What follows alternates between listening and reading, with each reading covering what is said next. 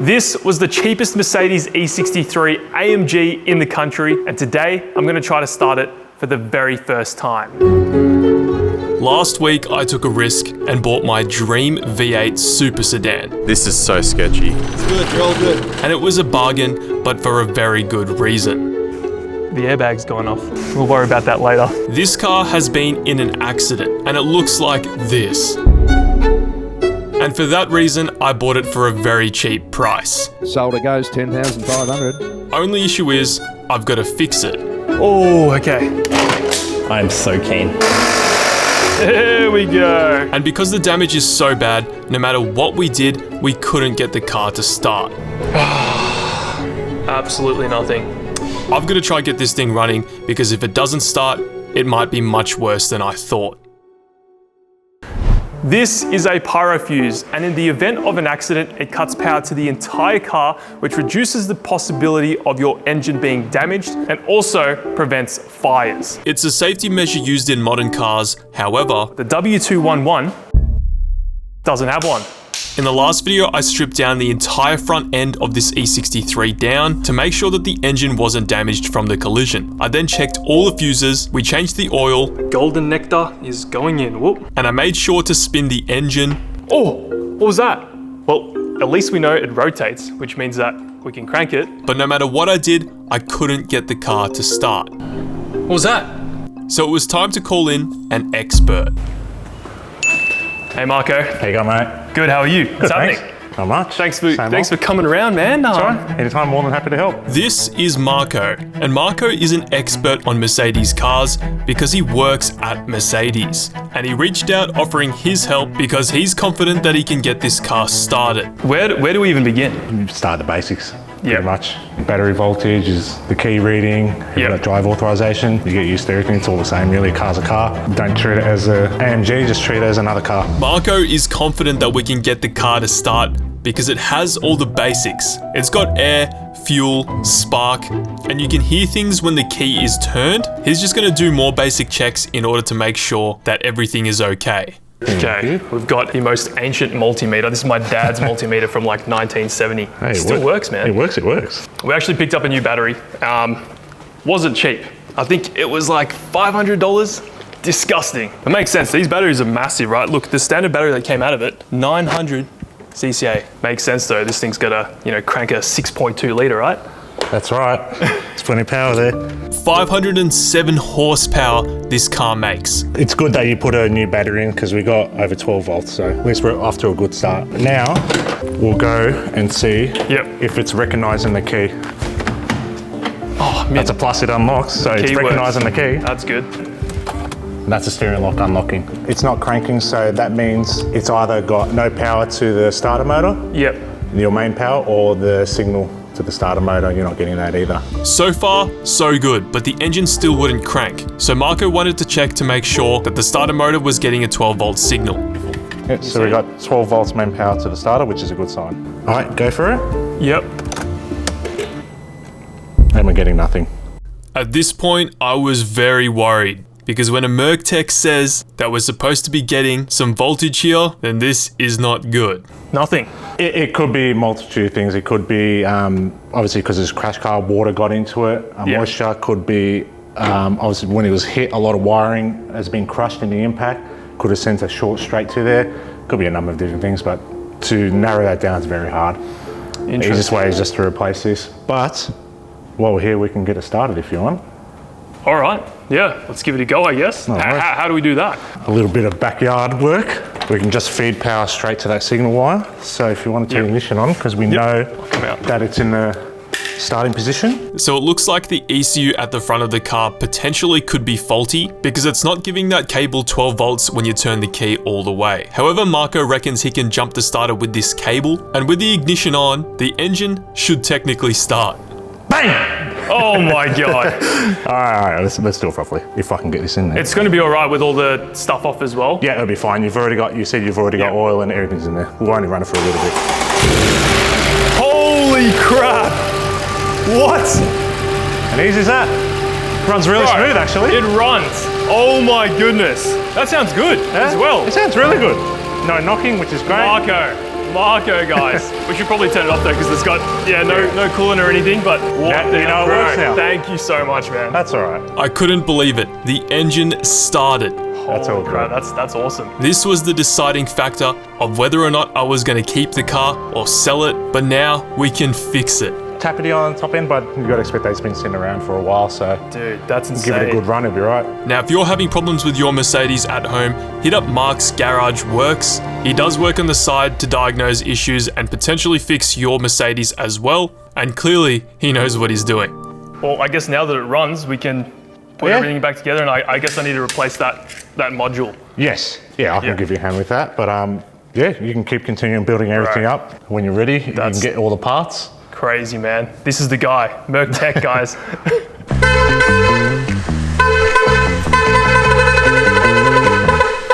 They've never met before. Oh, dude, the brakes are cooked on this thing. Introducing our parts car. I picked this up on Facebook Marketplace for $2,500. It's a 2007 Mercedes E280 W211, and it shares a lot of the same parts as the E63. Oh my God, it's clean, boys, looks clean. Oh yeah. Considering that we're just using this for parts, it's pretty clean. So it kind of sucks that we have to take this thing apart, but sacrifices must be made. It's done quite a few kilometers, but it's running mint. It's just got a slight misfire, but we don't really need to worry about that. Rex Logic runs mint, but has misfire.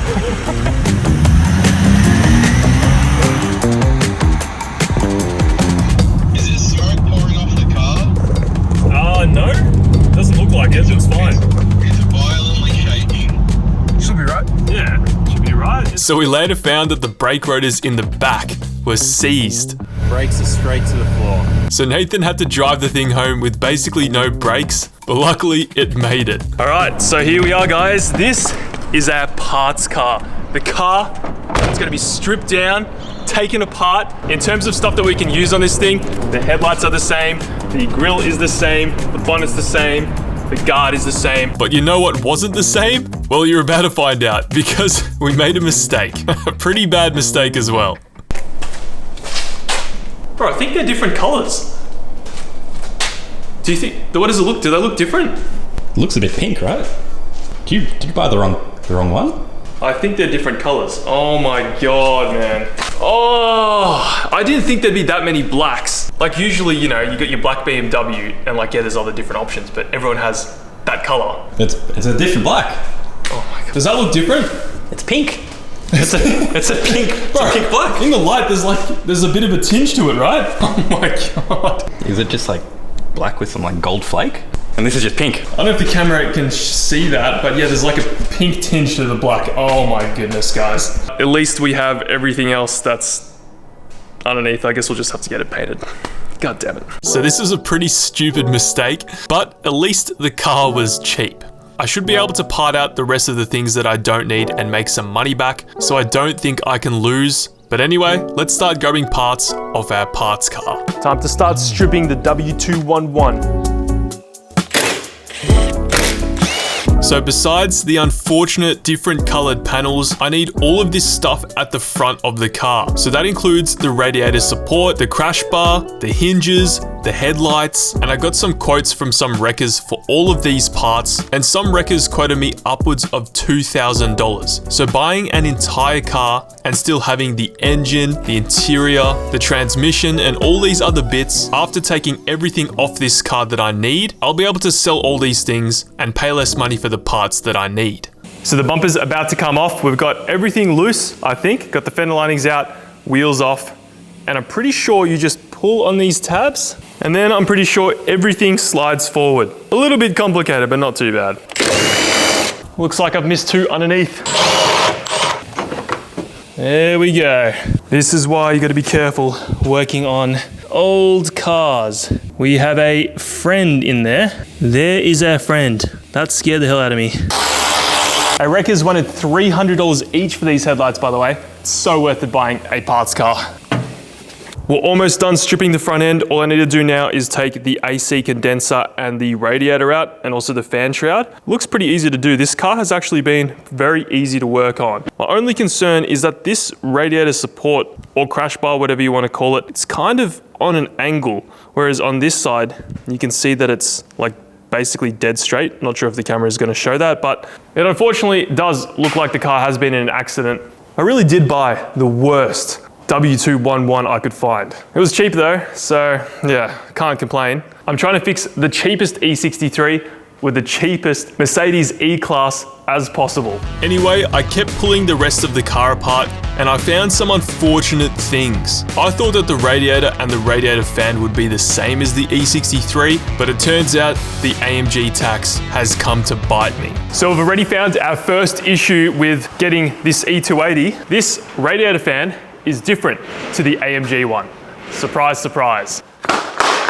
So this is the AMG fan, and you can see the blades on the fan themselves are actually a lot bigger than the ones on this one, which came out of the E280. This one also has like this control module or resistor package, whatever that thing is, and this one does not. The part numbers as well are entirely different. There's the part number, and here is the part number on the E280 one. And I obviously need a new fan because this one's broken, but they are not the same. It makes sense, this has a bigger engine, it's a 6.2, whereas this is, I think, a 2.8. It's not surprising that they're different, but it sucks. And of course, the radiator is different as well. So I was really hoping that that would be the same. But you can see the actual core on the E280 radiator is very thin, whereas on the AMG one, which is cooked, it is much thicker. Luckily, the condensers are the same, I believe, and this one's cooked, so I've been able to take that off, which is just chilling somewhere over there. And it sucks because the AMG parts are very expensive. So we're just gonna have to cop those. I'm gonna look online and see if I can find some aftermarket options, but we're gonna get this guard off and try to figure out what we can put on the AMG. So I kept pulling the parts car apart and found some more unfortunate discoveries about the damn parts car. It's all right though, because I'm still winning at the end of the day, and that's what matters. Guard off.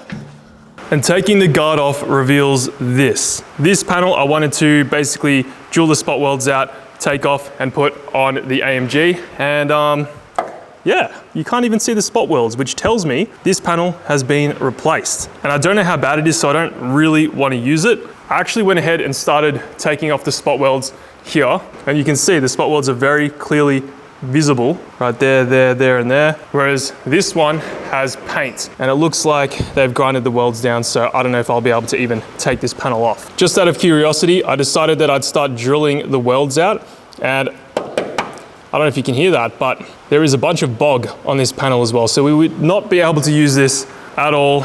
Like I could probably try to salvage it, but there's just no point. I've decided I'm just going to, I guess, start taking this panel out, and if I can get a straight one, I can sort of figure out where everything needs to be. That's probably the best option, and then we can sort of figure out what damage is hiding underneath this as well. But I'm gonna take the rest of the car apart and grab everything else that I need, like the crash bar, which looks pretty good.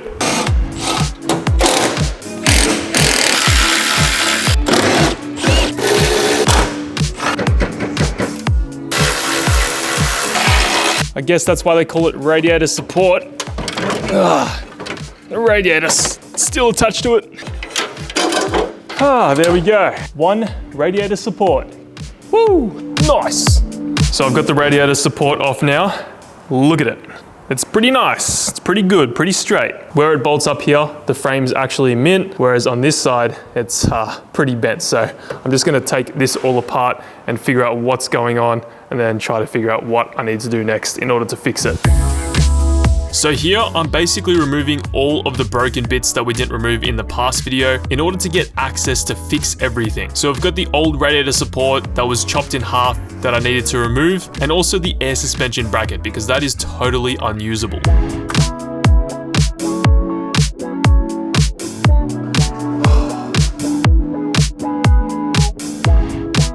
I also need to get rid of this mess. This is the air suspension system, and the bracket is mangled. Everything else works though, but the bracket that holds everything in place is just cooked. So let's clean this up as well.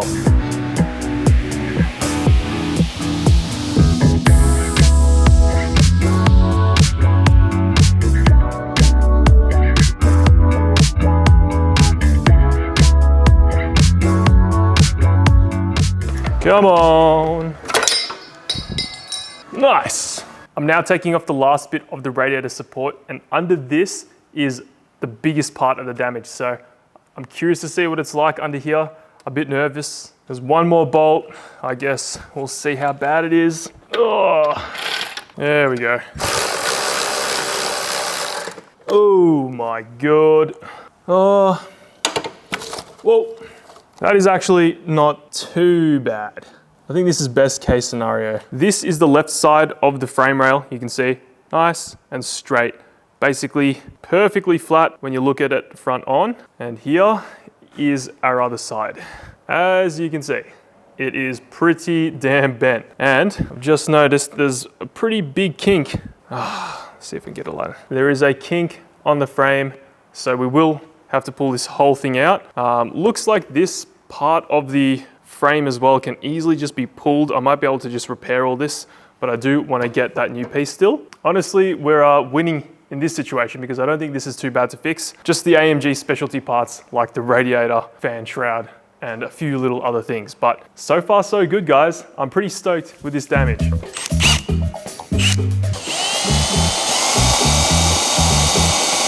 While the car was apart, I thought it'd be a good idea to start drilling out that panel. Now I've done this in the past, so I do have some experience doing this. You need to use a special drill bit that's not going to drill all the way through the underside of the panel. And you want to drill enough so you go through the first panel so that you can release the weld.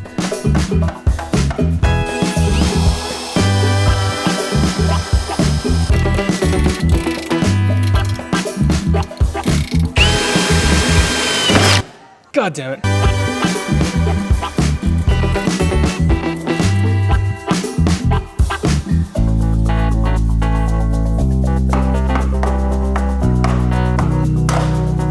Holy crap. That is satisfying. Wow. Not too bad. Look at that. Now we can get a new one of these off a donor car. Unfortunately, not that one. This piece as well is also really bent, so I'm probably just gonna, you know what, there's only like 3 spot welds or 4 spot welds to drill to take this one off, so I may as well remove this one as well.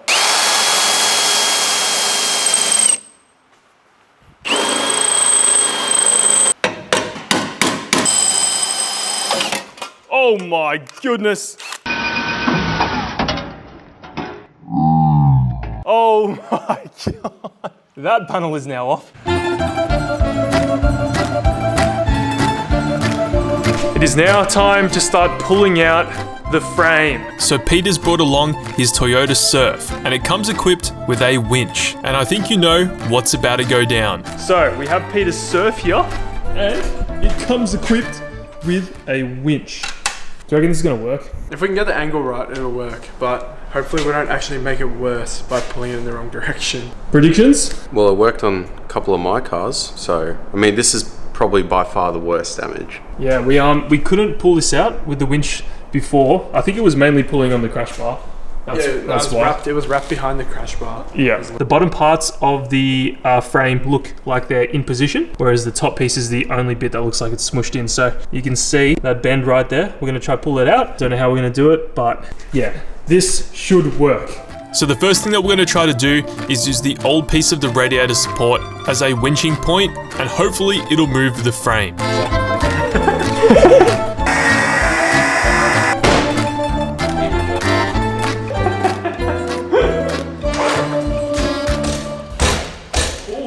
So this is not working so far because the car is moving forward. Obviously, we've tried to have someone in the car and put their foot on the brake, but this winch is what, rated to like 5.5 tons? Yeah, 5.5 tons. Yeah, so we're gonna be strapping the car to the hoist, and Mason said that we could do this. He said the hoist should not get pulled out even with a winch. So if the hoist falls down, I'm blaming you, Mason. All right, Peter's gonna jump on it. Let's see. Oh, it's working, chill. It's working too good. Let's see. Are you watching me jump? Oh my God, it's like a double bounce on a trampoline, man. Did it work? I don't know. That's hard. Yeah. Oh shit. It's looking pretty straight, almost to the point where I think that this radiator support can bolt on, I think. You reckon it's gonna bolt on? It's worth a shot. I reckon we should be right. Let's see what happens. so the radiator support bolted on. Now everything's still a little bit bent and it's not perfect, but this is huge progress. Yeah, me too. Look at that, look at that. It's a bit on the piss, but it's close. I just need to bolt this one up, but I think, honestly, it'll all bolt up. Now I made some pretty good progress on pulling out this crash bar. It does need a little bit more attention paid to it. The radiator support now fits quite well, which I'm very happy about, but we do need to massage it ever so slightly more. As you guys saw, the car did start, and it still starts, but it doesn't start with the key. Marco said that he's going to come around and try to figure this out. I don't actually know what's going on. It seems like maybe the wiring diagram for this thing's a little bit wrong, so we do still have to jump it in order to start the car. We never got a sound clip, so I want to get a sound clip for you guys. Has a slow start. It's pretty quiet. We definitely need to do something about that exhaust.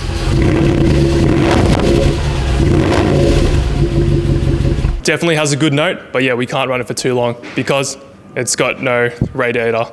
Now you might have seen this story on Instagram. I found some interesting information about this car. I actually got in contact with the previous owner and he's told me some concerning things about the history that this E63 has been through. Next video, we're gonna make a few calls and figure out what exactly happened to this car. And we've got some interesting information. Thanks so much for watching, and I'll see you all in the next one. Holy crap! What? And easy as that. Runs really smooth, actually. It runs.